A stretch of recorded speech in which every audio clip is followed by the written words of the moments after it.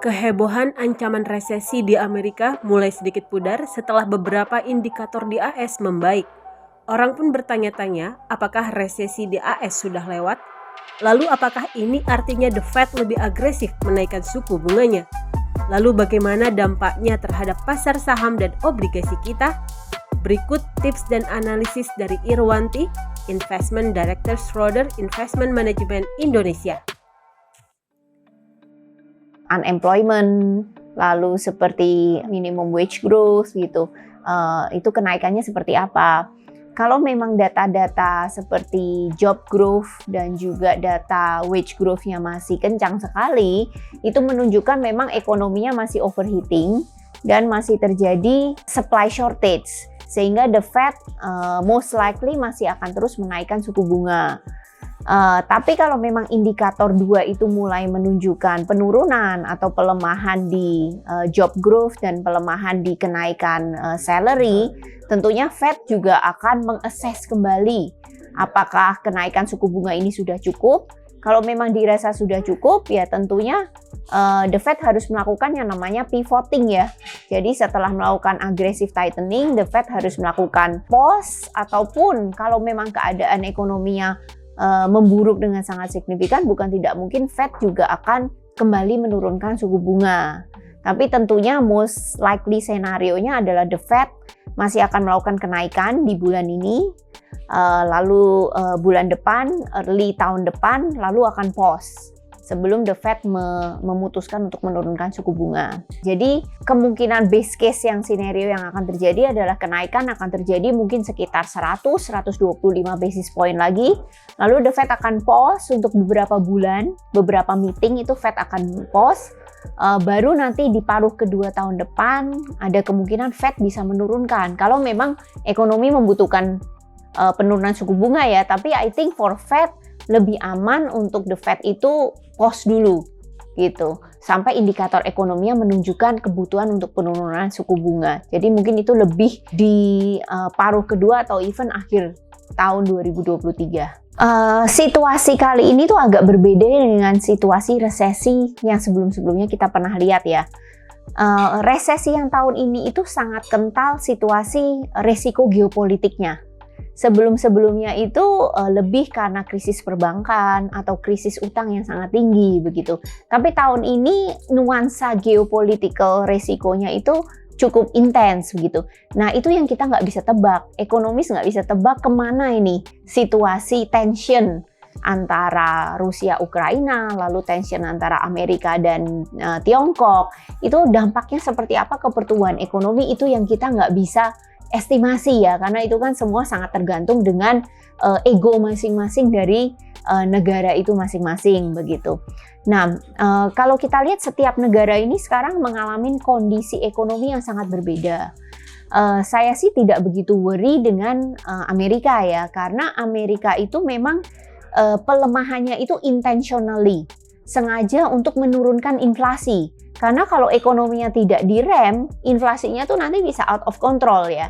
Jadi the Fed memang sengaja melakukan kenaikan suku bunga agar inflasi terkontrol, sehingga ekonominya memang harus sedikit direm begitu. Tapi seandainya ekonominya turun terlalu signifikan, ya the Fed akan merubah itu dan ekonominya akan kembali naik. So I think it's in the hand of the Fed gitu untuk Amerika. So I'm not very worried on recession in America gitu.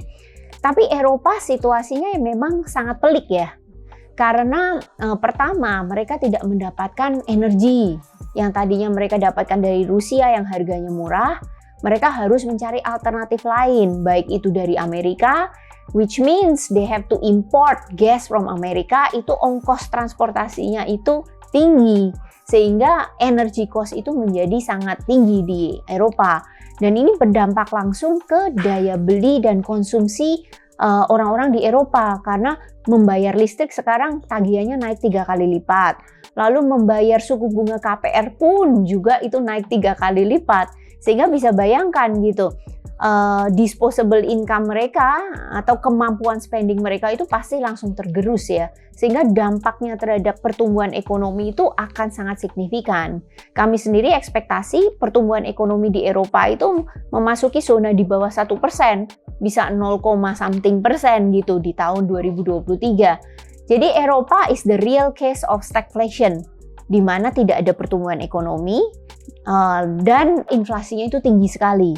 Nah, Tiongkok juga lain. Tiongkok itu juga mengalami kondisi yang sepertinya pemerintahnya itu memang sengaja begitu untuk melakukan konsolidasi pertumbuhan ekonomi ya. Memang tadinya Tiongkok itu kan grow-nya selalu double digit, lalu gradually turun kan. Tapi untuk saat ini ekonomi base mereka tuh sudah besar sekali. Jadi grow 5% itu I think should be okay buat China ya, karena memang ekonominya sudah sangat besar dan masih cukup menjadi penggerak sih sebenarnya. Karena kalau kita lihat kemarin kan baru selesai Politburo meeting ya, ekspektasi pemerintah China itu ekonomi China to double by 2035, which mean implikasinya tiap tahun ekonomi akan naik 5%. Not so bad for China. Kita sendiri kan naik 5%, tapi kita ekonominya jauh lebih kecil kan. Ekonomi berkali-kali lipat lebih besar daripada kita, masih bisa grow 5%. It's something yang menurut saya tuh itu hanya konsolidasi atau normalizing. It's not crisis. Memang saat ini ada property crisis, itu yang berkepanjangan. Itu yang harus pemerintah address slowly ya. Karena memang kebanyakan orang Tiongkok itu suka sekali membeli properti. 50% dari aset mereka tuh properti. Jadi kalau propertinya ada downturn, itu impact terhadap wealth mereka itu langsung sangat signifikan. Tapi pasti pemerintah akan memberikan stimulus nantinya. So beli itu over time akan membaik. Zero COVID policy itu eventually juga akan stop. Tidak mungkin pemerintah itu membiarkan ekonominya itu suffer. Karena sangat bahaya ya bagi pemerintahan kalau rakyat suffer, ekonomi kena, confidence terhadap pemerintah mereka sendiri itu akan hilang. Jadi I think eventually zero COVID policy ini akan hilang. Nah, kalau zero COVID ini sudah mulai dihilangkan, itu akan terjadi optimisme baru terhadap pertumbuhan ekonomi di Tiongkok begitu. Jadi kalau kita petakan, Eropa sangat parah, Amerika lebih baik, China pun sebenarnya juga not bad begitu ya. Kalau zero COVID-nya dihilangkan itu adalah signal optimisme. Indonesia itu growing 5% itu cukup baik dibandingkan outlook yang lain. Bagaimanapun perekonomian Indonesia itu our trade relationship itu lebih besar ke Tiongkok ketimbang ke Amerika atau ke Eropa. Jadi kalau ekonomi China itu tidak begitu parah, ya tentunya implikasinya trade kita juga tidak akan begitu parah. Jadi otomatis kita harapkan juga ekspor kita, kondisi makro kita itu juga akan masih lebih baik seiring dengan ekonomi Cina yang relatively masih oke lah, growing 5% tiap tahunnya.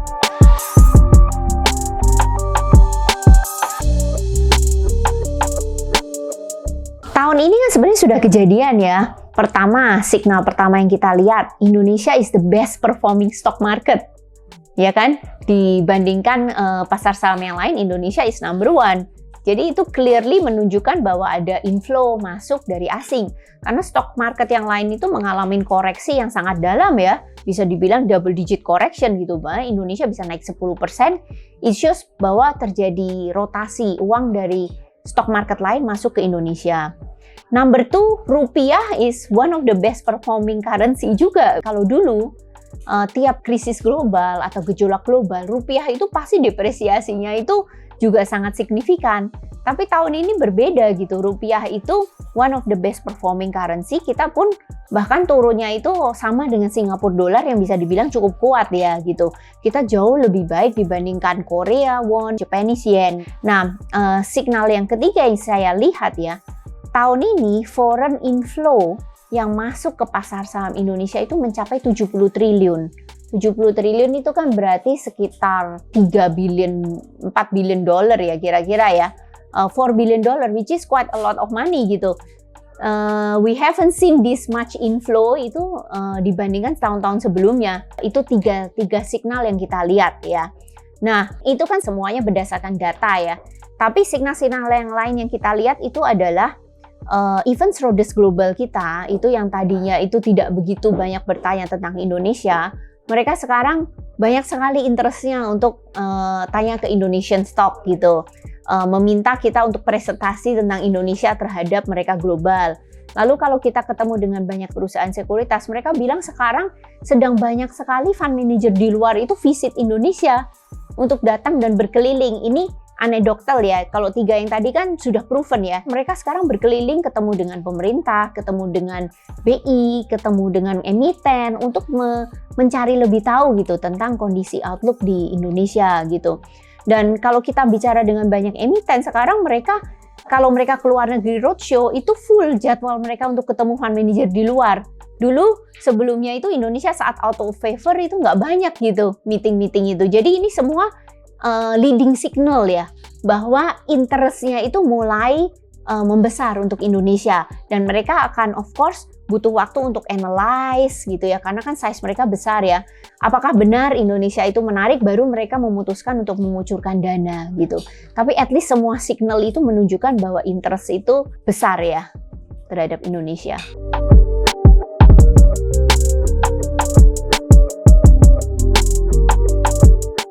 Valuasi itu is a moving target sih. Kita nggak terlalu fokus ke valuasi kan. Kenapa?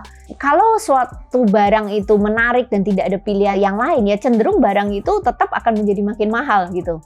Nah begitupun Indonesia gitu. Kita valuable sekarang. Investor tuh nowhere to run, nowhere to hide gitu. Di Tiongkok sulit sekarang dengan kondisi pemerintahannya yang seperti ini ya. Lalu US cenderung juga terkena dampak. Kita kan naik suku bunga baru sekitar 75 lah ya total gitu. Kalau The Fed kan sudah 300 ya, pasti dampaknya kan lebih terasa ya. Lalu kinerja stock market historical kan Amerika, Tiongkok semua sangat baik kan. Kita kan lagging sebenarnya, baru tahun ini aja kita baik. Jadi tahun depan pun seperti itu. Indonesia komoditasnya juga masih baik. Saya nggak merasa commodity price akan collapse signifikan ya, tetap akan tinggi ya, walaupun akan turun, normalizing, tapi tetap akan tinggi. At the end of the day, Indonesia masih menarik gitu untuk menjadi tujuan alternatif. Yang kedua, dibandingkan market lain yang memang menarik seperti India, kita itu jauh lebih murah. Price to earning ratio di India itu sudah 20 kali. Kita itu masih di 15-16 kali gitu. So we are at a discount compared to market like India gitu. Jadi dibilang mahal juga tidak. Bahkan banyak orang yang mengatakan oh India sudah kemahalan, sekarang saatnya untuk relook untuk Indonesia karena cheaper gitu. Lalu yang ketiga, earnings growth saya lihat tahun depan itu masih sangat baik ya. Perbankan, consumer itu earnings growth-nya itu masih bisa double digit gitu. EPS growth-nya 15% sampai 20% ya.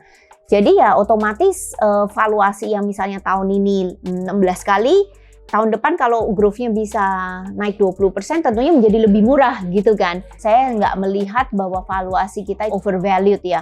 Apalagi mungkin saya ingin menambahkan ya, banyak sekali fund manager sekarang mengurangi porsi mereka di Tiongkok. Salah satu kemarin berita yang keluar ya, ada satu fund manager besar di Amerika, Texas Retirement Fund, itu highly acknowledged ya. Mereka itu high profile sekali ya, seperti mungkin Warren Buffett. Jadi tadinya mereka punya 30% di Tiongkok, karena keadaan ini mereka mengurangi porsi kepemilikan di Tiongkok sebesar 15%, jadi menjadi setengah.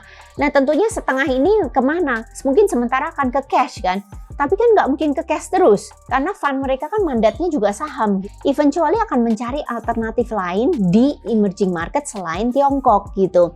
Nah Indonesia pasti akan kecipratan gitu, walaupun memang nggak terlalu banyak, karena yang banyak weightingnya di MSCI EM Basket kan Taiwan, Korea, lalu India ya. Tapi nggak mungkin mereka melulu ke sini semua, apalagi Taiwan kan tensi geopolitikal juga ada. Korea juga sekarang terkena export market dengan global resesi. India tadi mahal. Eventually juga kita pasti dapat kecipratan, dan kecipratannya lumayan. Menurut perhitungan saya, kalau kita dapat pengurangan dari Cina itu akan ada additional sekitar $2 miliar masuk ke Indonesia. Bisa 30-40 triliun lagi gitu. Jadi itu seperti setengah AUM kita gitu. Jadi cukup besar gitu dampaknya terhadap Indonesia stock market.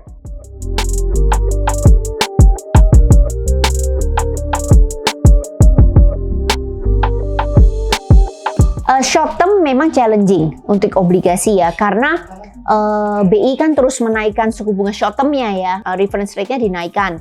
Tentunya 10 year-nya juga harus adjust gitu, karena kan investasi jangka panjang harus mendapatkan return yang lebih baik ya. Kalau enggak orang akan beli deposito aja atau beli money market saja. Jadi kalau suku bunga misalnya 4%, 10 year-nya juga harus lebih menarik daripada itu.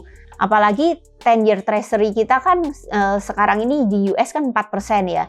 biasanya historical gap itu tuh 4%-an. Kalau mencapai 4,5% itu biasanya menarik gitu. Jadi kita ambil dari situ saja.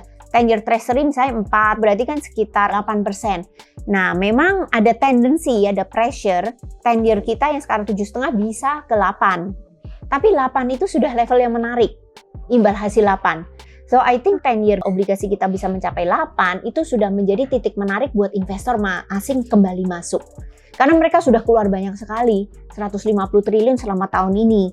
Dan di saat the Fed mulai stop, nah US Treasury mulai turun, ya tentunya spread kita juga makin menarik. So, I think temporary 7,5 bukan nggak mungkin bisa sampai ke 8, tapi saat ke 8 nanti akan ada inflow masuk dan kembali turun lagi gitu imbal hasilnya.